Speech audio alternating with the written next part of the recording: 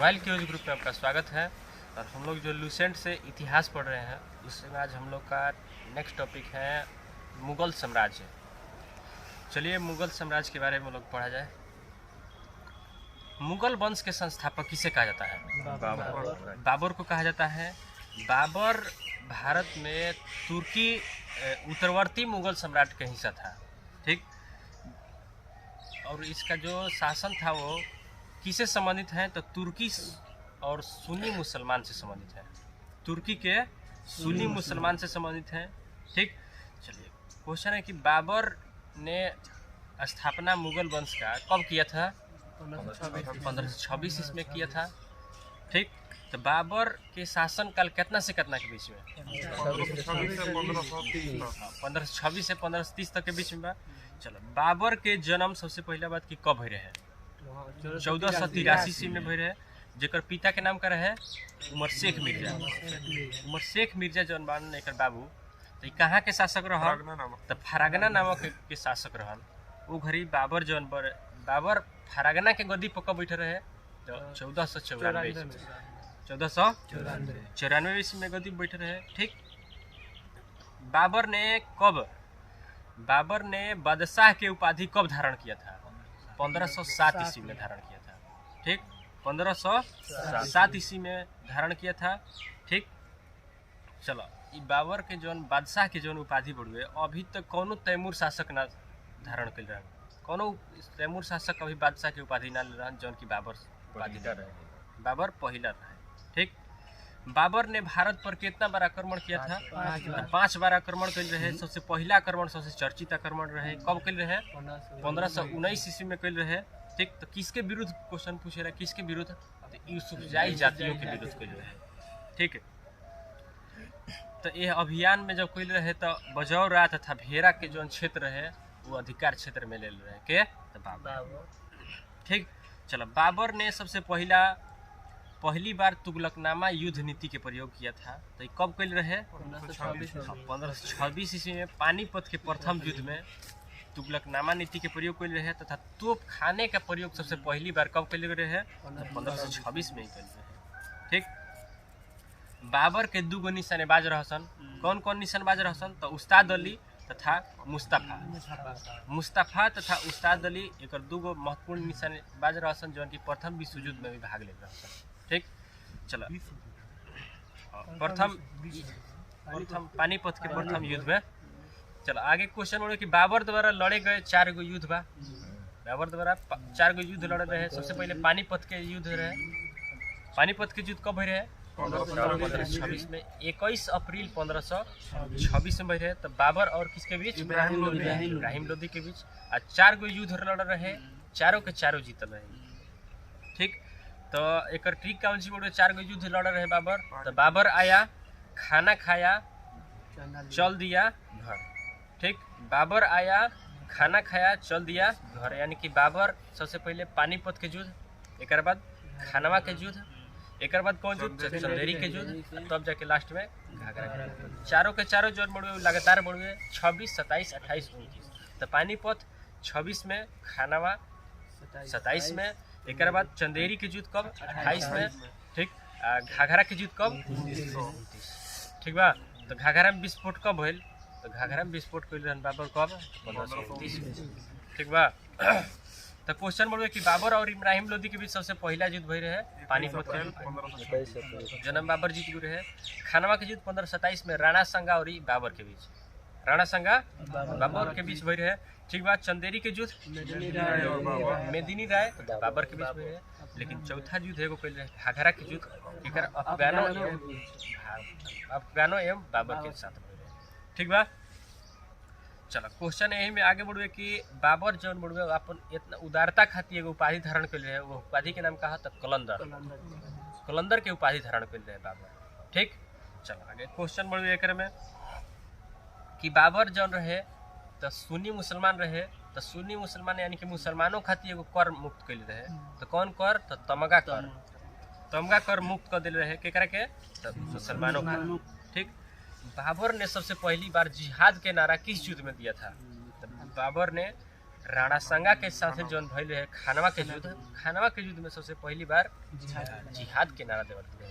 ठीक, जिहाद के नारा दे के जीत गए रहे। जीतला के बाद में एगो उपाधि धारण कर रहे। उपाधि के नाम का है गाजी की उपाधि। गाजी की उपाधि के ले रहे बाबर कब? तो खानवा के युद्ध होने के बाद में। ठीक, चलो एक बाद कि राणा सांगा के बंदी बना के कब? तो 1528 में 30 जनवरी के होकर के जहर दे के मृत्यु कर दिल रहे। ठीक, मार दिल रहे। चलो एक बाद और क्वेश्चन बढ़े कि बाबर के मृत्यु भई रहे कब? तो 48 वर्ष के अवस्था में।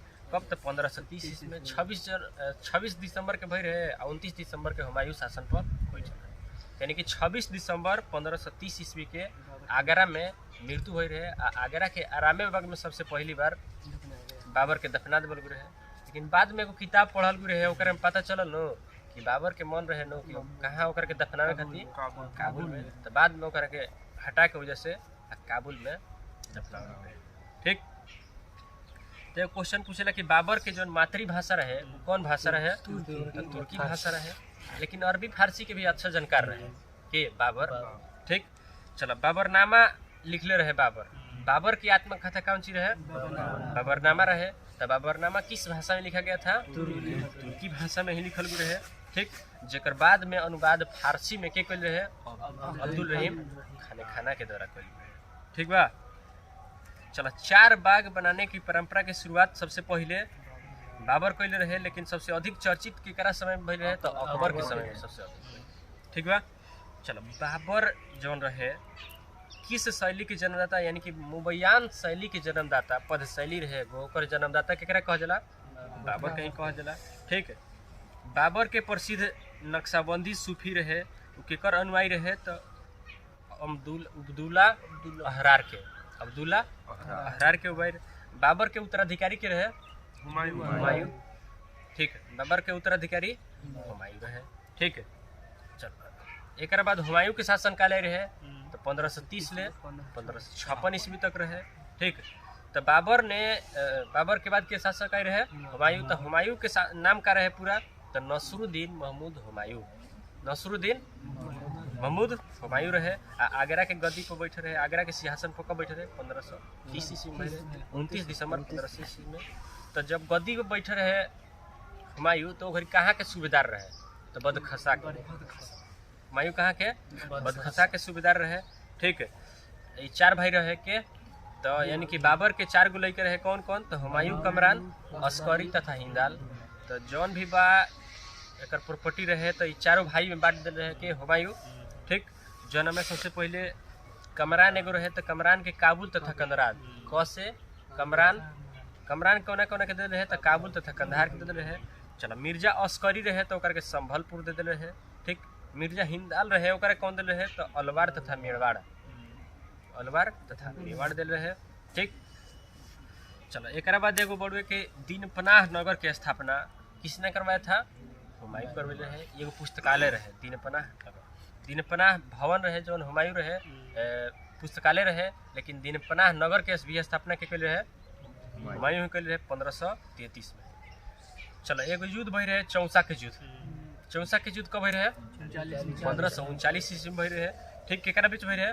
तो शेरशाह हुमायूं के बीच में, शेरशाह तथा हुमायूं के बीच भई रहे।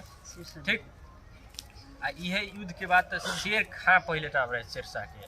तो ये चौसा के युद्ध के बाद ही सबसे पहली बार ओकर के शेरशाह के उपाधि भी देवल रहे। ठीक, चलो बिलग्राम के युद्ध भई रहे जेकरे के कनौज के युद्ध कहल जाला। कब भई रहे? 1540 ईस्वी में भई रहे। शेर खां तथा हुमायूं के बीच में भई रहे। हुमायूं पराजित होकर एजा से भागू रहे। कहाँ? तो सिंध क्षेत्र में भागू रहे। ठीक, चलो सिंध क्षेत्र में 15 वर्ष तक असिंग घुमकड़ निहन जीवन जियत रहे। 1541 ईस्वी में शादी कैलस हमीदा बानो बेगम से, जौना के लड़का के रहे अकबर। ठीक, अकबर के जन्म भई रहे। चलो एक बाद 1556 में बाद में शासक बन रहे के? तो हुमायूं 1556 ईस्वी में भी शासक बन रहे उन्हें से आके। तो घड़ी 1556 में जब बन रहे तो कौन युद्ध से जीतल रहे? तो सरहिंद के युद्ध से पराजित क के सिकंदर शाह सुर के शासक बन रहे फिर से। ठीक, चलो एक बाद ज़्यादा दिन तक ना जियल रहे, यानी कि 1 जनवरी 1556 ईस्वी में दीनपनाह भवन रहे जना के पुस्तकालय रहे ओकरे सीढ़ी पर से गिर के ओकर मृत्यु हो गई रहे।